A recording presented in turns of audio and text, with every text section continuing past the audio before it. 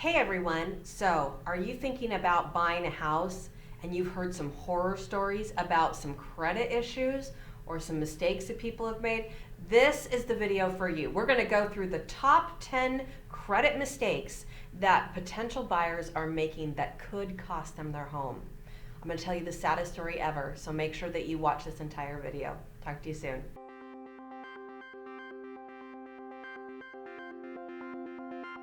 Hey everybody, I'm Katie Evans with the Living 48 Real Estate Team. Super happy to have you back on another one of our video blogs here. Thanks for joining us again. So we are here to talk about the top 10 credit mistakes that potential buyers are making that could cost them their home.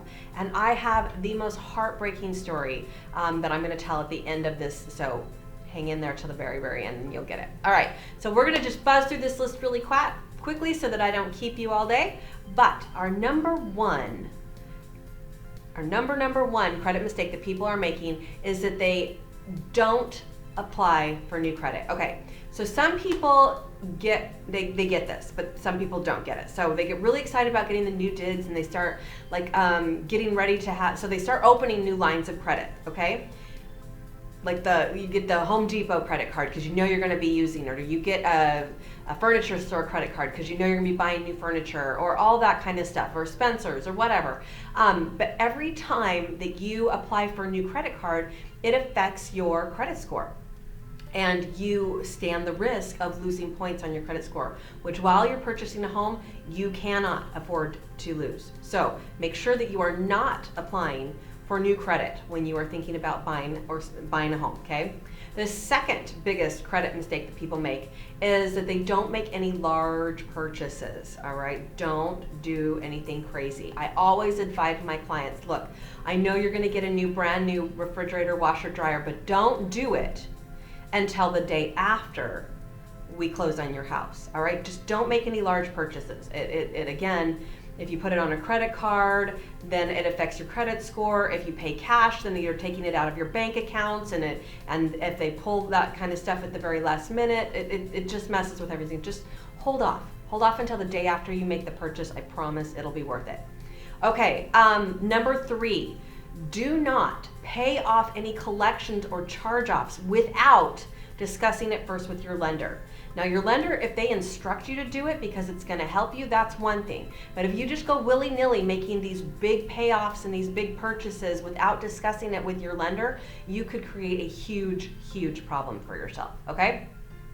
Number 4 is sort of in the same vein.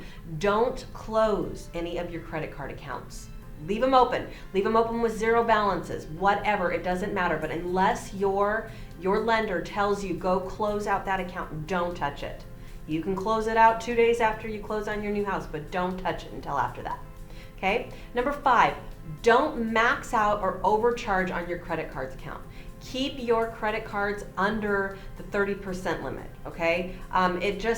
Again, don't do anything without talking to your lender. And I know it sounds like don't breathe, but just don't do anything without talking to the lender when it comes to credit scores, purchase, that kind of stuff. And kind of going along with that again, number 6 is don't consolidate your debt. All right, I know it makes perfect sense. We're going to consolidate it onto a zero down credit cards, but again, we're moving money around, we're changing things, and it sends off all kinds of red flags to the underwriters, and then it takes us forever to work that out and make sure that everybody's comfortable with everything, which could delay your closing, or it could just cause you to not get the financing. So just don't do it, okay? Another thing, don't take your mattress money and take that and then deposit it into your checking account.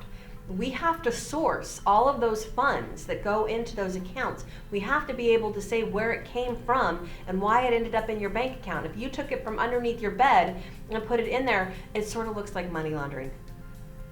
That's a bad idea. Don't do it, okay? So again, we have to source everything. So if you are getting gift money from a family member, or you have some mattress money, talk to your lender. How do we use this appropriately? How do we account for it appropriately?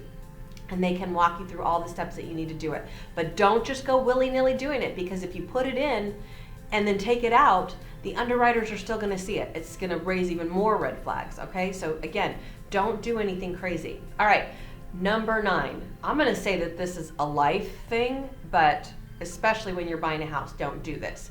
Don't co-sign with anyone for anything, okay? This is never a good idea to begin with, but it's really, really forbidden when you are buying a house and applying for a loan, all right? Don't do it. Don't co-sign. The last one, this is my favorite one. Just don't do anything weird. Okay, don't do anything like tricky. Don't anything like that. So anything that might look a little out of the ordinary to the underwriters or that kind of stuff, don't do it, because it's just going to be hard enough. Like, you know, missing payments, changing your name, changing your address, like anything like that, just start setting up red flags for people. So don't do it. Okay, so I promised you the world's saddest story, and this is a true story, and it's one that we've heard time and time again, all right? So, especially in the market that we're in right now, when we get our buyers under contract, yay, we're so excited, right? So many wonderful things have had to happen for us to get them that house, all right? So this poor agent, and I'm gonna say poor agent, but it's also the poor buyer, shows up to do the final walkthrough, which just happens days before you're ready to close on a house. And this agent is there to make sure that everything's ready to close on this house for his buyers, and his buyers pull up in a brand new car. They step out of that brand new car, and the agent says to them, "You borrowed that car, right?" And the buyers were so excited. They're like, "No!" After we got all this and we figured out all our finances, we realized that we had enough money to still go out and buy the new car that we have been wanting to get. And so we went, because we knew we had the money, we went ahead and did it. And the agent had to look at his clients and say, "Well, I'm so glad that you got the new car, because now you are not getting the new house."